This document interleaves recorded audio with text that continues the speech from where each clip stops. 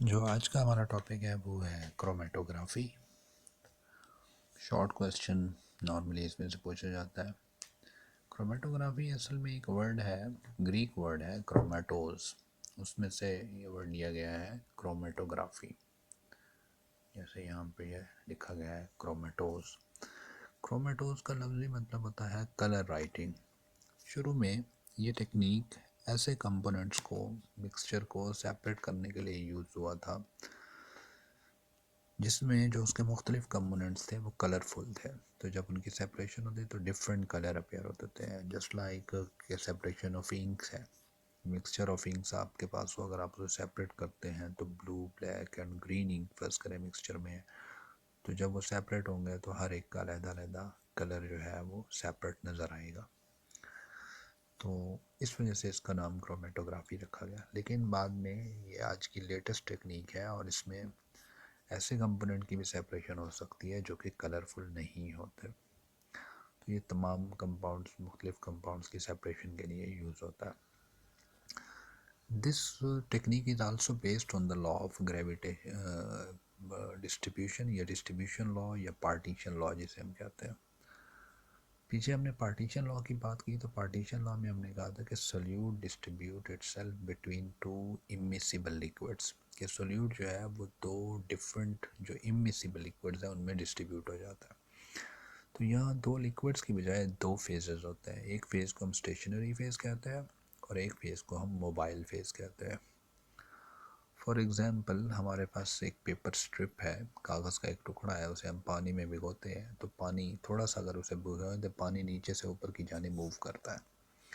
तो वो जो पानी ऊपर नीचे से ऊपर की जानिब मूव कर रहा है वो मोबाइल फेज़ है। इसी तरह कुछ पानी के मॉलिक्यूल्स ऐसे होते हैं जो मॉइस्चर की फॉर्म में हर वक्त पेपर के साथ चिमटे हुए होते हैं, उसके साथ अटैच होते हैं। वो वाटर के मॉलिक्यूल अपनी जगह फिक्स मौजूद रहते हैं, that is a stationary phase. तो क्रोमेटोग्राफी में दो फेजेस होते हैं, एक स्टेशनरी फेज़ और एक मोबाइल फेज़।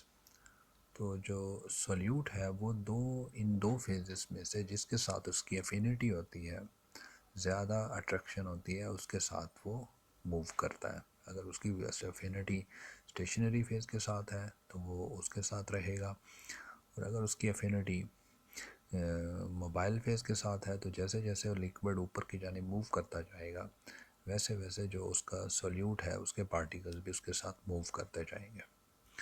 तो इस तरह जो सोल्यूट है वो डिस्ट्रीब्यूट करता है between two different phases, mobile phase and stationary phase.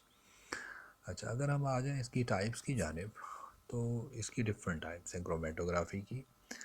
दो टाइप्स बहुत इम्पॉर्टेंट हैं ख़ास तौर पे में से, और इन दो टाइप्स का ताल्लुक स्टेशनरी फेज़ के साथ है। कि अगर स्टेशनरी फेज़ सॉलिड हो, just like silica gel, TLC, ये क्रोमेटोग्राफी की एक टाइप है, थिन लेयर क्रोमेटोग्राफी।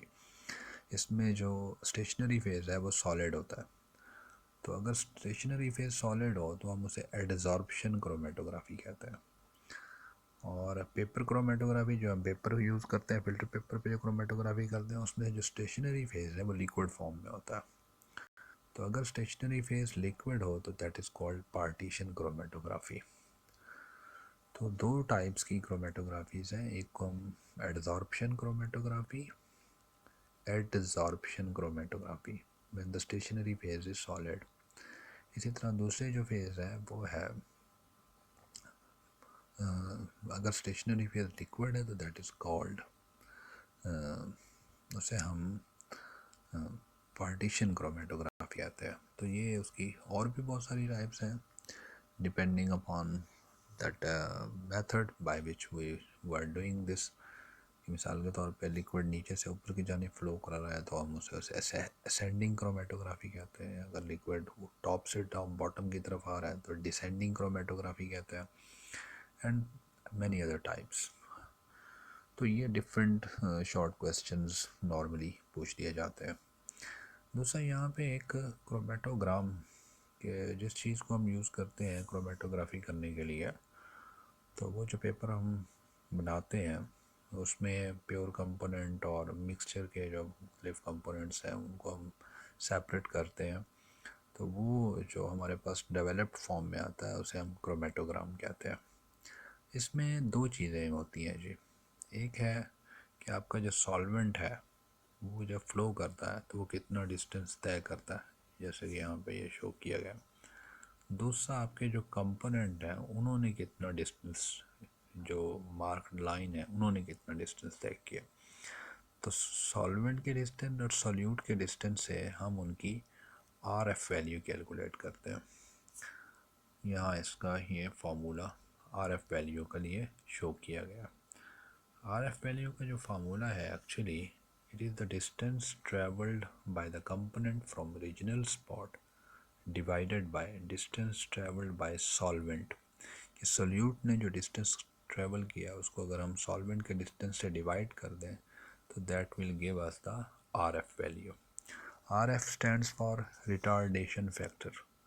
याद रखिएगा, जिसकी आर एफ वैल्यू ज़्यादा होगी मतलब वो ज़्यादा डिस्टेंस ट्रैवल करेगा तो उसकी एफिनिटी मोबाइल फेज़ के साथ ज़्यादा है, उसकी अट्रैक्शन मोबाइल फेज़ के साथ ज़्यादा है।